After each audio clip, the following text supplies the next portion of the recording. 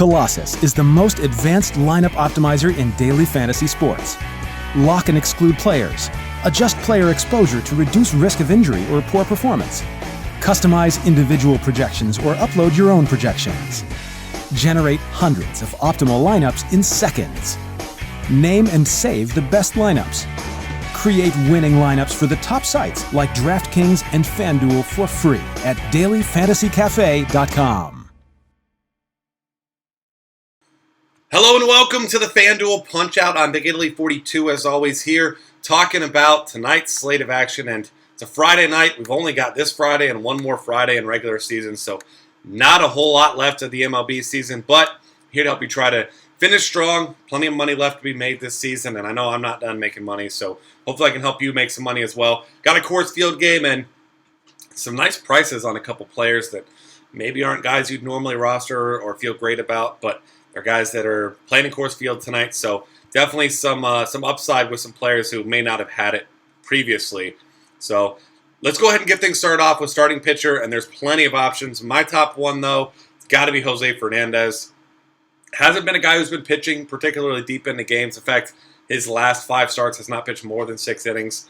Obviously, part of that due to the fact that it's the Marlins. They're not going to overextend their superstar. Obviously, lost one superstar for much of the season this year already, and they're looking towards the future because obviously the present isn't particularly bright for them. But the future is bright for guys like Jose Fernandez, and I love him tonight. $11,400 against Atlanta. He's a big-time favorite in this one, minus 200, 6.5 run total, so that's a great spot.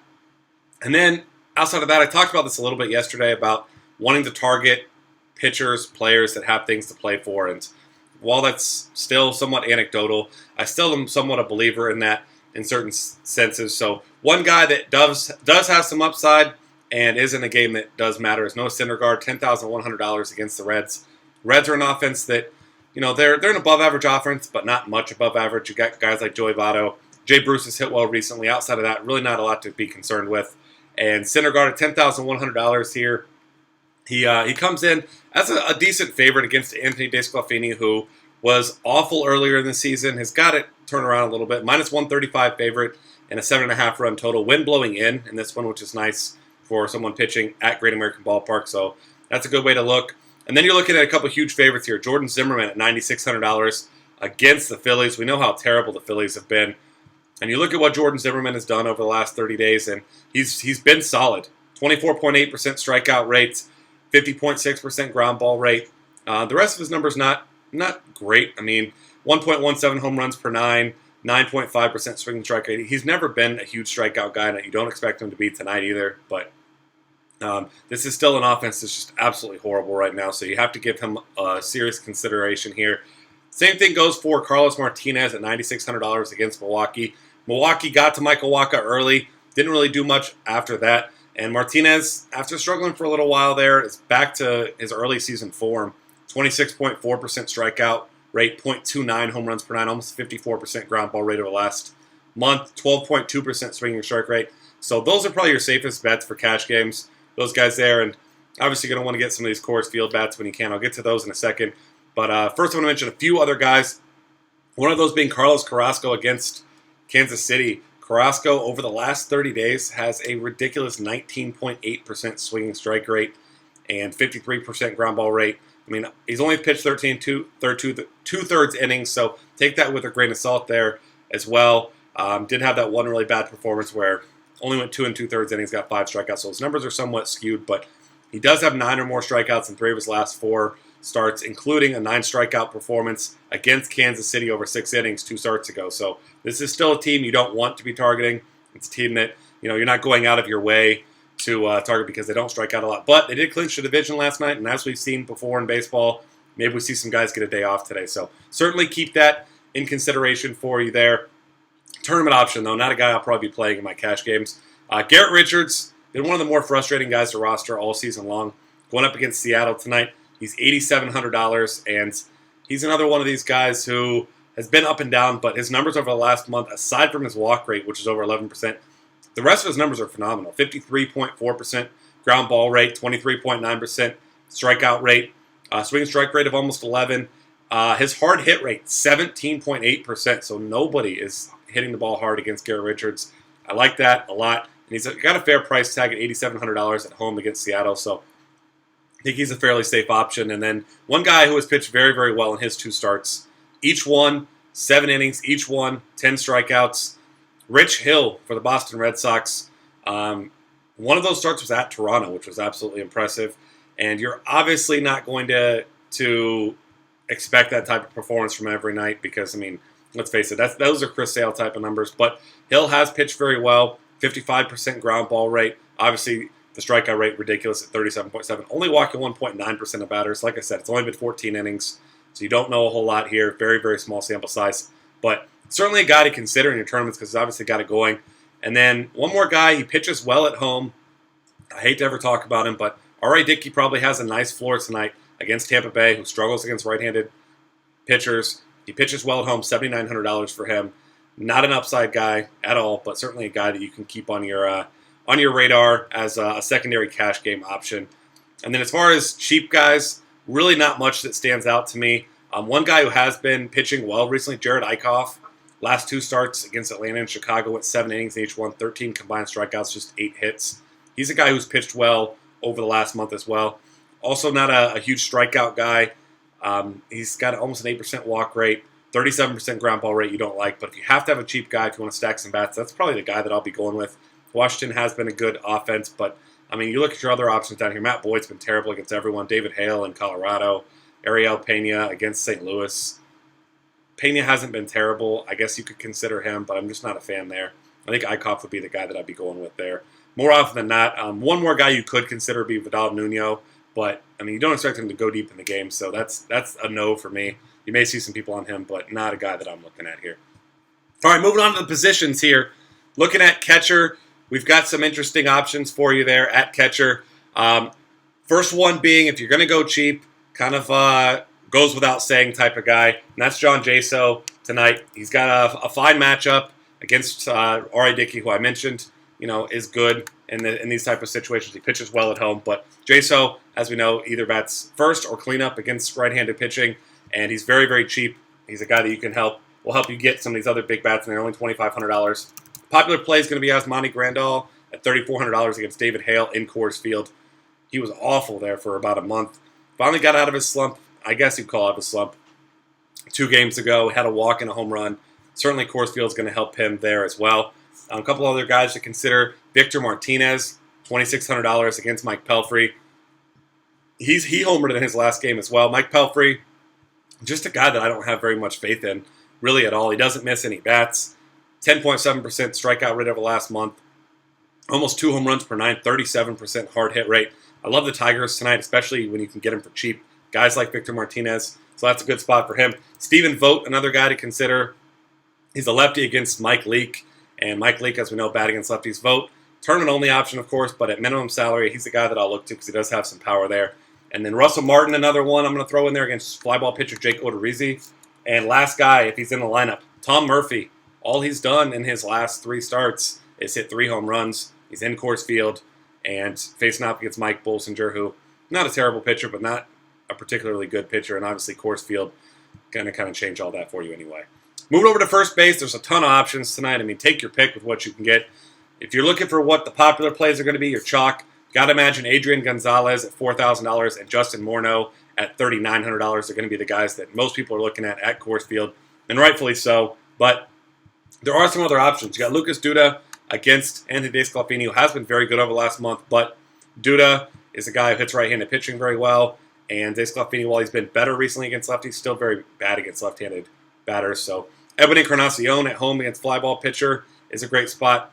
Joey Votto, he's a guy you can always consider. I'm probably not going to be paying his price. If I'm paying $5K, it's going to be for Encarnacion here. You've got David Ortiz against Kevin Gascan there. He's a fine option at $4,200. And scroll down, you get Jose Abreu at $4,000 against the lefty and CC Sabathia. We know the drill by now with CC Sabathia. This may be one of the last times we ever get to pick on CC Sabathia with right-handed batters, but 368 WOBA, 23 home runs on the season. I tend to think that number is not going to be 23 by the end of tonight. So Jose Abreu, a guy that, especially with a Coors Field game, should see way lower ownership than he rightfully should. Another guy to consider here, and this one's going to be very low owned as well, and that's going to be Adam Lind. We've seen Carlos Martinez have some issues at times with left-handed batters. He's not terrible against them, 328 WOBA, but this is a guy that does hit right-handed pitching very, very well. So I'm keeping him on my radar. Same goes for Carlos Santana. Edison Volquez is a guy who has been good, but at the same time, he hasn't been consistent. Santana's a streaky hitter, and he's got home runs in 3 of his last 6 games. So that's a guy to throw in there at $3,200. That's not a bad option for you. You can look at Albert Pujols at $2,900. He's been very inconsistent as well, but if you need a cheap guy, I don't mind going that direction either.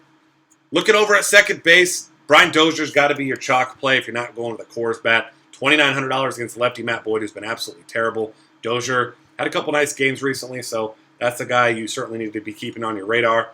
Daniel Murphy's another guy who just keeps being consistent. I mean, his last 10 games was absolutely impressive. He's got homers, triples, doubles, a little bit of everything in there. One thing he doesn't have is stolen bases, but the way he's hitting, you don't need anything like that. So that's a great spot for him.